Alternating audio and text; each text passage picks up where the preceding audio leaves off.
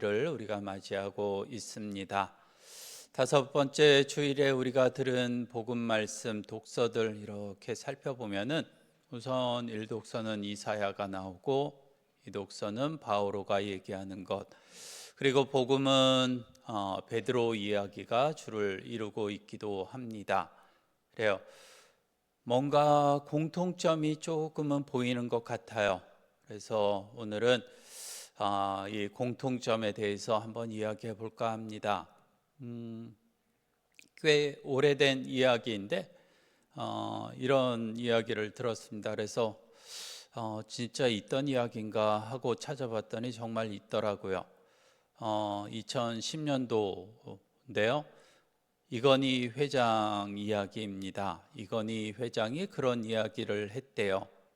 이 이야기를 할 당시에 이건희 회장은 3년 징역형의 집행유예를 받고 1,100억의 벌금형을 받았다고 합니다.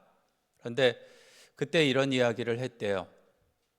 모든 국민이 정직하게 살았으면 좋겠다 라고 이야기를 했다고 합니다.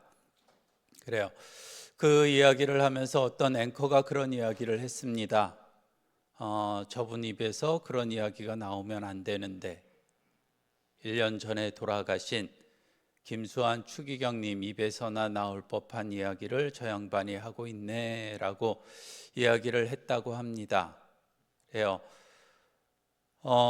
물론 모든 국민이 정직하게 살아야 된다, 좋은 말이죠. 그런데 누구 입에서 나오느냐라는 것도 중요한 것 같아요. 오늘은 그래서 좀 정직하게 살자, 좀 착하게 살자, 뭐 이런 이야기를 좀 해보고 싶어요. 세상을 살아가는 사람들은 모두 다 죄인이라고 이야기를 합니다. 혹시 여기에 죄 없으신 분 계시나요? 나는 죄 없다. 나는 정말 깨끗하다. 죄 한 번 안 지어봤다라고 하는 분들은 아마 없을 거예요. 다 죄인으로 살아갑니다. 죄인은 대체로 한 세 가지 정도로 분류가 된다 그래요. 우선은 죄인인데 자기가 죄인인 줄 모르고 살아가는 사람들이 있다고 합니다.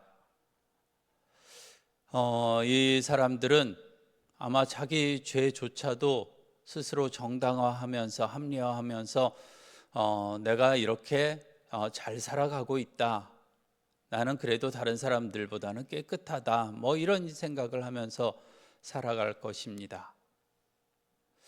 또 어떤 사람들은 죄가 있는데 숨기면서 살아간다고 이야기를 해요. 고해서에서 참 많이 느낍니다. 여러분들 죄 숨기고 있지 않으세요? 어떨 때는 캐묻고 싶어요. 더 많은 죄가 있을 것 같은데 왜 그것밖에 고해하지 않으시는가, 뭐 이런 생각을 할 때가 참 많이 있습니다. 그래도 주님께서는 아마 고해한 죄만큼은 다 용서해 주실 거예요. 그런데 고해하지 않고 숨기고, 물론 부끄럽죠. 물론 말하는 거 힘듭니다. 그런데 숨기지 말고 잘 고해하셨으면 좋겠어요. 적어도 생각나는 것만큼은.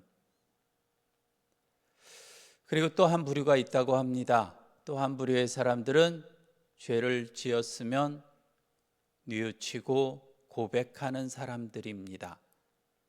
아마 정말 용기 있는 사람들이지 않을까 싶어요.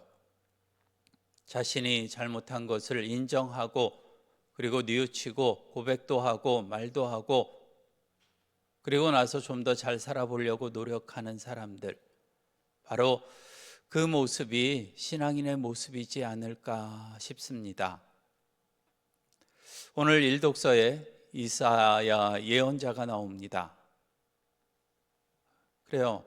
나는 입이 더러운 사람이다 라고 이야기를 해요. 나는 입이 더러운데 라고 하니까 천사가 와서 수출됩니다. 너 깨끗해졌다라고 이야기를 해요. 그리고 나서 주님으로부터 파견을 받고 위대한 예언자가 된 사람이 바로 이사야 예언자입니다. 나는 더러운 사람이다 라고 고백할 수 있었던 용기가 이사야 예언자에게는 있었습니다. 이 독서도 한번 바라볼까요? 바오로 사도가 나옵니다. 이야기해요. 나는 칠삭둥이 같은 몸이다. 나는 전과가 있는 사람이다. 하느님을 믿는 사람들을 박해했던 사람이다. 사도라고 불릴 자격도 없다 라고 스스로를 정의 내립니다. 하느님 앞에서 나는 죄 많은 인간이다 라는 것을 고백하고 있습니다. 그래요.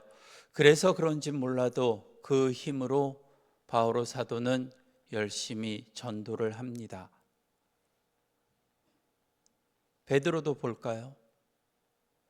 베드로 스스로 어부이고 아마 프로일 거예요. 고기 참 많이 잡아봤을 겁니다. 그런데 주님께서 잡아봐라, 그물을 내려라 라고 하니까 한 마리도 못 잡았었지만 가서 한번 잡아보겠습니다. 스승님의 말을 따르겠습니다 라고 하고 가서 잡아봅니다. 배 두 척이 물고기로 가득 차 가라앉을 지경이 되었을 때 베드로는 고백합니다. 저는 죄 많은 인간입니다. 저에게서 떠나 주십시오. 베드로의 고백입니다. 그때 예수님께서는 베드로에게 너는 이제 사람을 낚을 것이다 라고 하면서 큰 사명을 주십니다. 성경 안에는 이것 말고도 참 많은 죄를 고백하고 용서를 받는 장면들이 나옵니다. 다윗 임금도 그러했고, 그리고 복음서에 나오는 나병 환자도 그러했고, 창녀도 그러했고, 그 전제 조건은 바로 죄를 고해하는 것입니다. 죄를 고백했을 때 주님께서는 용서를 해 주신다라는 것입니다. 그래야 새로운 사명을 받게 되는 것입니다. 주님께 좀 더 나아갈 수 있게 되는 것입니다. 죄를 고해하는 것, 내 죄를 인정하고 고백하는 것, 그것이 바로 용기 있는 행동인 것입니다. 오늘 복음에 나오는 베드로, 죄 많은 인간입니다 라고 고백했던 그 베드로 위에다가 주님께서는 교회를 세우십니다. 죄인을 기초 삼아서 이 교회를 세우신 것입니다.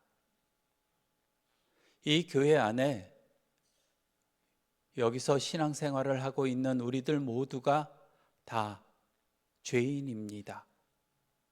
그런데 감추지 않았으면 좋겠습니다. 앞서 이야기했던 것처럼 내가 죄 많은 고백, 죄 많다라는 것을 인정하지 않고 숨기지 말고 고해하면서 인정하면서 신앙생활을 이어나갔으면 좋겠습니다. 그래야 주님께 더 나아갈 수 있고 주님으로부터 은총도 받을 수가 있습니다.